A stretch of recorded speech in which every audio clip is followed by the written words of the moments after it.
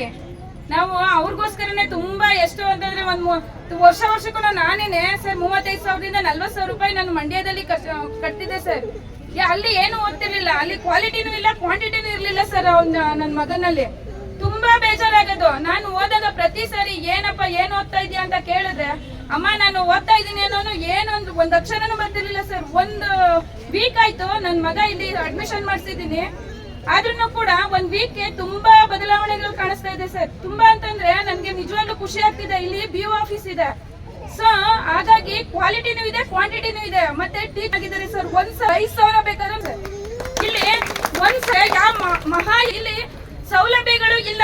Government school ಅಲ್ಲಿ ಯಾವುದೇ ರೀತಿ ಸೌಲಭ್ಯ ಸರ್.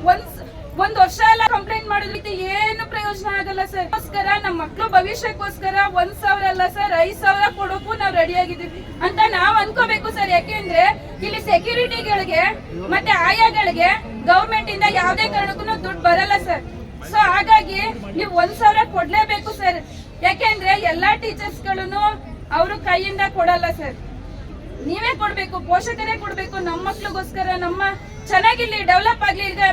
ಈಗ ನಾವ್ ಏನಾದ್ರು ಒಂದು ಪ್ರೈವೇಟ್ ಸ್ಕೂಲ್ಗೆ ಹಾಕ್ತಿವಿ, ಪ್ರೈವೇಟ್ ಸ್ಕೂಲ್ಗೆ ಹಾಕ್ದಾಗ 35,000ರಿಂದ 40,000, ಈಗ ಆಲ್ರೆಡಿ 50,000 ಅಮೌಂಟ್ ಆಗುತ್ತೆ. 1,000 ಕೊಡೋದು ಯಾವ ಲೆಕ್ಕ ಸರ್? ಆರಾಮಾಗಿ ಕೊಡ್ಬೋದು ಸರ್. ಆದ್ರೂ ಇಲ್ಲಿ ಸೌಲಭ್ಯಗಳು ಚೆನ್ನಾಗಿದೆ ಸರ್, ಟೀಚಿಂಗು ಚೆನ್ನಾಗಿದೆ. ಸೊ ನಿಮ್ ಕೊಡಿ, ಏನು ಇಲ್ಲ ಸರ್. ಮತ್ತೆ ಅವರು ಭಿಕ್ಷಾಟನೆ ಮಾಡಿ ಯಾಕೆ ಸರ್? ಅದು ತಪ್ಪು ಸರ್.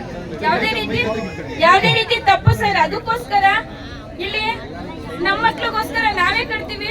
ಸೊ ಅವರು ಭಿಕ್ಷಾಟನೆ ಮಾಡೋ ಅವಶ್ಯಕತೆ ಇಲ್ಲ ಸರ್.